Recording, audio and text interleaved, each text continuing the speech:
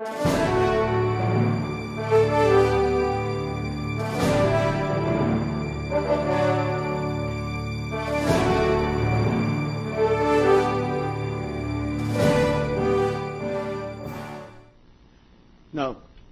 and you conducted an investigation.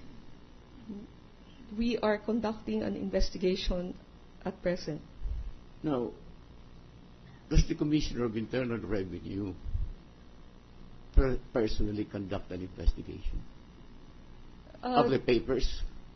I mean, at your level, is that not delegated to someone else?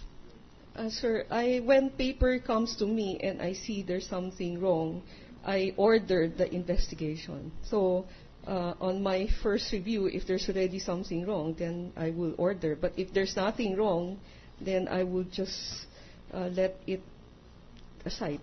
I ask this question because if you pursue your investigation, I'm not saying you shouldn't, then there will be a parallel case against the Chief Justice. One in the impeachment court and another one of the Commissioner of Internal Revenue. Now, I get a little bothered by that. I'm not saying it's wrong or right. But a twin move against one person here in the Senate through impeachment, another one in the Internal Revenue through investigation using the powers of the Bureau of Internal Revenue, that's very potent. I'm just saying that because from your testimony, you said that we are now conducting an investigation. I mean, there seems to be some over-eagerness in that.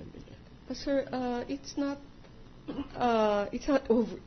I guess the thing there is if we see there's something wrong and we do not do anything, people will accuse us of sleeping on our job.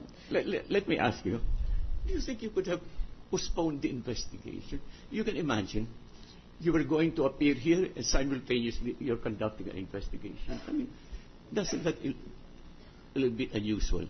What I'm saying is this. You are preparing for your testimony here. At the same time, you and your office are studying already whether the respondent Corona did not file or did not have enough income or made or his report or his income. What's your investigation about? Sir? What is the nature of your investigation?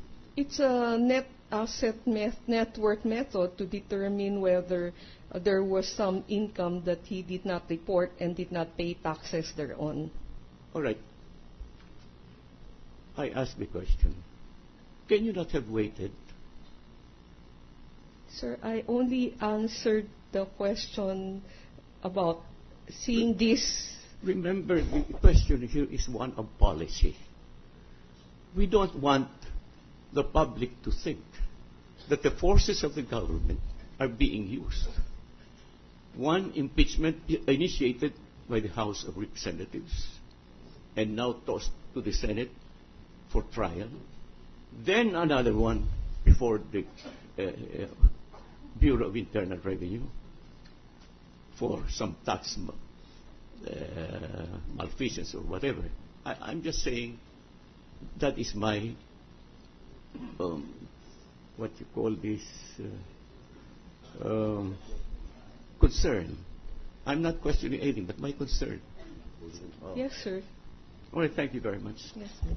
Mr. President, Majority Floor Leader. thank you, Mr. President. As much as it was manifested earlier that the continuance of the impeachment, the cross-examination would be next week, may I manifest some other matters, Mr. President? We would like to make of record that yesterday, January 25, 2012, the prosecution filed a manifestation stating that the prosecution is now temporarily discharging from appearing before this honorable tribunal until further notice the following: Robert Guillermo, Register of Deeds, Pasay City; Romoles D. Penilla, Assistant City Assessor, Makati; Raymond G. Ramos, Register of Deeds, Parañaque City; Fernando M. Pandino, City Assessor, Pasay City; Marco Antonio B. Abad, OIC, City Assessor, Parañaque City; Roberto S. Villaluz, OIC, City Assessor, Taguig City; Jaime Bayani, President and CEO, John Hay Management Corporation; Sonica O. Angeles, Vice President, Staff Officer 4, Office of the Vice President; and Jose D. Castro, City Assessor, Quezon City.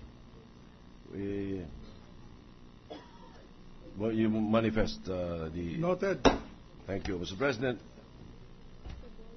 Yesterday, also, January 25, 2012, Council of Chief Justice Renato Corona filed an opposition to the January 25, 2012 request of the prosecution for the court to issue subpoena ad testificandum and subpoena duces tecum requiring certain officers of various banks to testify and to bring documents in relation to the purported bank accounts of Chief Justice Corona and or his wife, Cristina R. Corona.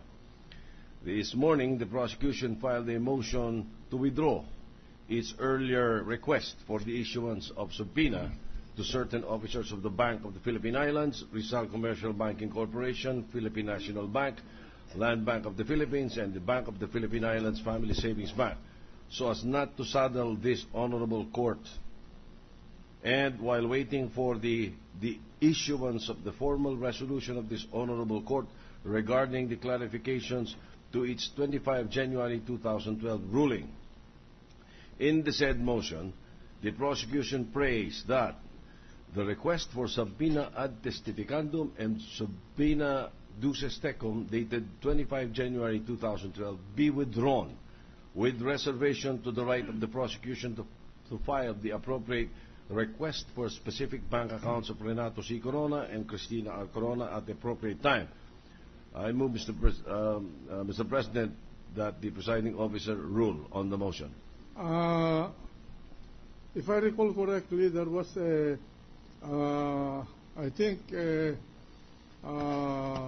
motion of the prosecution to withdraw that request for subpoena against the banks.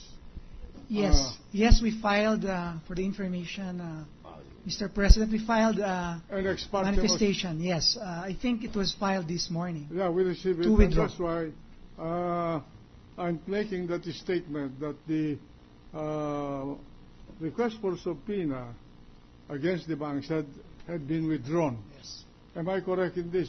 Yes, you're correct, Now, Mr. President. May I request, the chair rather now request the parties that when they request for a subpoena to be issued by this court, you must make your request for subpoena duces tecum with respect to document in such a manner that there is a specificity of the documents to be requested. Because I noticed that the prosecution has requested this court to issue a subpoena against certain real estate developers, especially developers of buildings like condominiums, requiring the production of all kinds of records of involved in the development, which is a backshot manner of requesting subpoena. And I'm not saying that you are doing it intentionally, but the impression is that you are actually fishing for evidence, which is not proper. So, if I'll grant the subpoena, then I will be compelling the developers to bring even the engineering plans, the architectural plans, the sewage plans, and all other documents involving the construction of the building, which are not relevant in this proceeding. So I would suggest that in order not to intrude into the privacy of people who are not involved in these proceedings, that you specify with particularity the documents that you want this court to be subpoenaed.